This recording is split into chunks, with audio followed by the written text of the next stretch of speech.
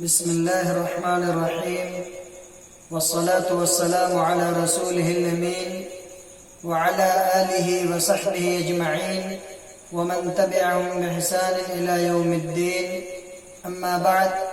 فقد قال الله تبارك وتعالى: ولتكملوا العدة ولتكبروا الله على ما هداكم ولعلكم تشكرون. محترم ناظرین، رمضان کا یہ مقدس مہینہ اب ہم سے جدا ہو رہا ہے۔ اس مقدس مہینے کے اختتام پر عید الفطر کی نماز کے تعلق سے ایک طویل بحث کا سلسلہ شروع ہو چکا ہے کہ ہمارے نمازوں کی کیفیت کیا ہوگی، عید الفطر کی نماز ہم کیسے پڑھیں گے۔ اس سلسلے میں سب سے پہلے ہمیں یہ سمجھنے کی کوشش کرنی چاہیے کہ عید یا اس کی خوشی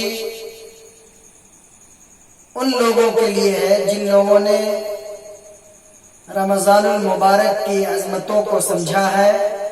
اس کی قدر کی ہے، تراویح کا، لیلۃ القدر کا، صدقات و خیرات، ذکر و اذکار، تلاوت قرآن اور اس کے علاوہ جو بھی اعمال صالحہ ہے، ان کا اگر ہم نے اہتمام کیا ہے تو یقین جانیے یہ ہم سب کے لیے بڑی سعادت کی چیز ہے۔ بلکہ گنتی کے ان ایام میں جو کچھ بھی ہمیں کرنے کی توفیق حاصل ہوئی ہے، اسی کے شکرانے کے طور پر ہم عیدگاہ میں جا کر 2 رکعت نماز ادا کرتے ہیں اور رب کریم کا شکریہ ادا کرتے ہیں۔ فی الحال ملک میں لاک ڈاؤن کا مسئلہ ہے، حکومت کی طرف سے سخت ہدایت جاری کی گئی ہے کہ لوگ عبادت خانوں میں یا دیگر جگہوں پر بھیڑ بھاڑ سے اجتناب کریں، پرہیز کریں۔ ظاہر ہے ایسی صورت میں ہم عیدگاہ میں نماز نہیں پڑھ سکتے، مساجد میں نماز نہیں پڑھ سکتے، یا کسی ایسی جگہ پر ہم اکٹھا نہیں ہو سکتے جہاں جا کر عید الفطر کی نماز ادا کر سکیں۔ تو ایسی صورت میں علماء کی جو اقوال ہیں یا علماء نے جو رہنما اصول جاری کیے ہیں قرآن و سنت کی روشنی میں، فقہا کی اصطلاحات کی روشنی میں، فقہا کی جو رائے بیان کی گئی ہے علماء کی طرف سے، وہ یہ کہ موجودہ وقت میں لوگ اپنے گھروں میں ہی نماز ادا کریں، اگر ممکن ہو سکے 2 4 5 10 لوگ ہوں اور اپنے گھروں میں اگر جماعت قائم کر سکے تو بلا شبہ وہ جماعت کے ساتھ نماز پڑھیں گے، عید الفطر کی نماز ادا کریں گے۔ اگر کوئی شخص تنہا ہے تو تنہا بھی نماز پڑھ سکتا ہے۔ مسئلہ یہ ہے کہ کیا گھروں میں نماز پڑھنے والے لوگ خطبے کا اہتمام کریں گے یا نہیں۔ اس سلسلے میں علماء کے 2 اقوال سامنے ہیں۔ ایک قول یہ ہے کہ صرف 2 رکعت نماز پہ اکتفا کر لیا جائے گا، ایک قول یہ ہے کہ نہیں، 2 رکعت نماز کے ساتھ ساتھ خطبہ بھی دینا ہوگا۔ اس سلسلے میں میرے ناقص علم کے مطابق اور علماء کے اقوال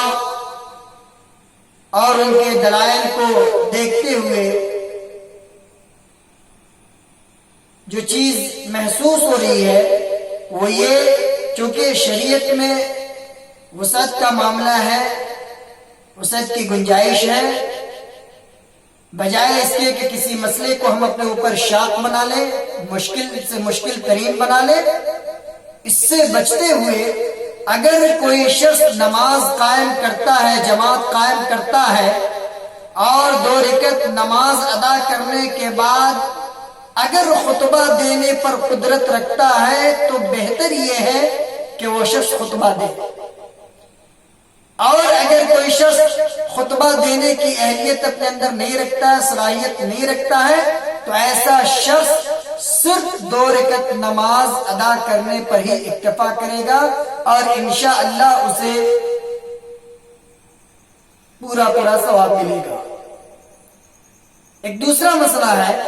کہ کیا وہ شخص جو تنہا عید الفطر کی نماز اپنے گھر میں قائم کرے گا، پڑھے گا، تو کیا وہ شخص خطبہ دے گا؟ تو ایسے شخص کے بارے میں آتا ہے کہ اگر کوئی شخص تنہا نماز پڑھتا ہے تو اس کے اوپر خطبہ دینا ضروری نہیں ہے، بلکہ اس کے اوپر خطبہ نہیں ہے۔ اب یہ سوال پیدا ہوتا ہے کہ ہم اپنے گھروں میں کیسے نماز پڑھیں گے؟ نماز عید الفطر کا طریقہ کیا ہوگا؟ تو ہم یہ جان لیں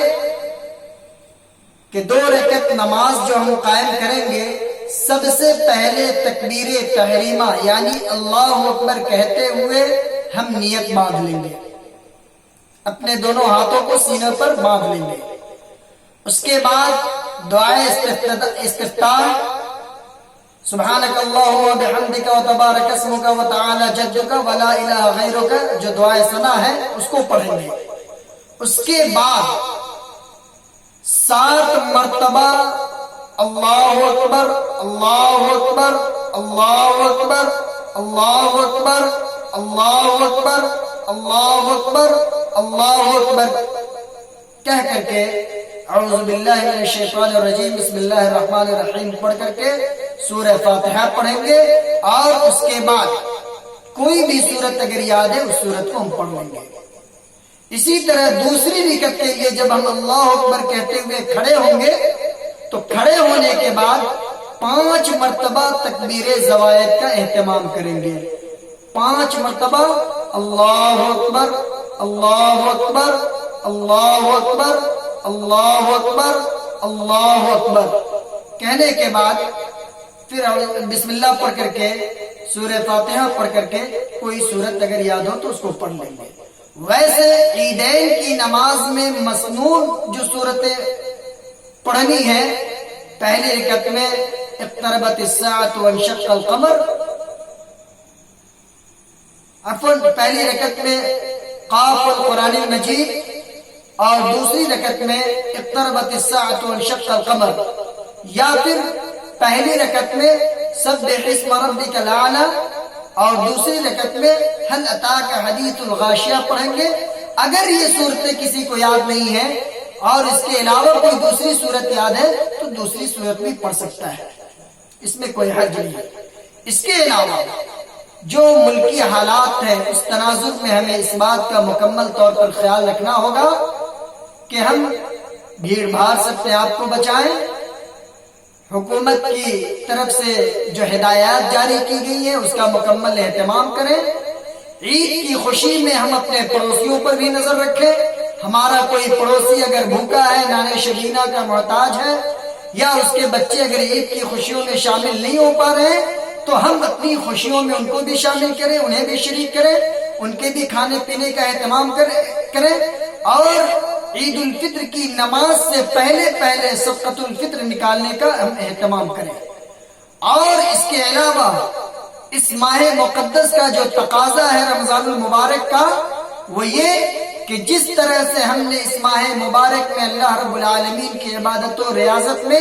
خوب بڑھ چڑھ کر جس طرح سے ہم نے حصہ لیا ہے، اسی طرح سے ہم اس بات کا بھی عزم کریں کہ آئندہ دنوں میں بھی، زندگی کے دوسرے دنوں میں بھی، دوسرے ایام میں بھی رب العالمین سے ہمارا رشتہ اسی طرح مضبوط رہے، رب العالمین سے ہمارا قرب اسی طرح بنا رہے جس طرح سے ہم نے کوشش کی ہے، جس طرح سے ہم نے جد و جہد کی ہے، جس طرح سے ہم نے محنت کی ہے اس رمضان کے مقدس مہینے میں اپنے رب کو راضی کرنے کا، اپنے رب کو منانے کا۔ یہی کیفیت ہماری عام دنوں میں بھی ہونی چاہیے۔ اللہ تبارک و تعالیٰ سے دعا ہے کہ اللہ تبارک و تعالیٰ पूरी दुनिया के मुसलमानों की इबादतों को कबूल फरमा ले, हम सब के रमजान के रोजे को कबूल फरमा ले, और हम सब को अल्लाह रब्बुल आलमीन जब कल जन्नत में हमें दाखिला हो हमारा, तो हमें बाबुर रैयान से अल्लाह रब्बुल आलमीन दाखिल करे। और पूरी दुनिया जो इस वक्त कोरोना की जद में है, अल्लाह रब्बुल आलमीन पूरी दुनिया को और पूरी इंसानियत को इस कहर से महफूज रखे, मामून रखे। वस्सलामु अलैकुम व रहमतुल्लाहि व बरकातुहू। आपका दीनी भाई नियाज Hasan तैमी Madani, director ideal child school, Bairgania, Sitamarhi, Bihar.